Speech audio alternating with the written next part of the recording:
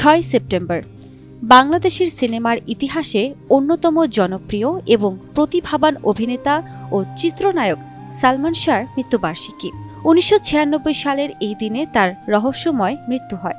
সালমান শাহ মাত্র 3.5 বছরে তার অভিনয় জীবনে 27টি সিনেমাতে কাজ করেছিলেন এবং অল্প সময়েই বাংলা চলচ্চিত্রের ইতিহাসে একটি বিশেষ স্থান করে নিয়েছিলেন।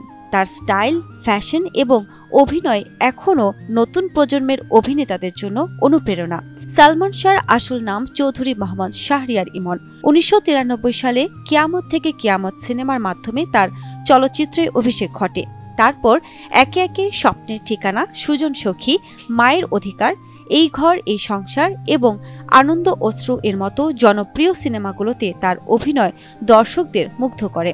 তার বহুমুখী অভিনয় প্রতিভা, স্টাইলিশ লুক এবং ফ্যাশন সেন্স তাকে 90-এর দশকের তরুণদের কাছে এক আইকনে পরিণত করেছিল। তার জনপ্রিয়তা আজও অম্লান। আজও তিনি তার অকাল মৃত্যু এবং বাংলা চলচ্চিত্রে তার অসামান্য অবদানের জন্য স্মরণীয় হয়ে আছেন।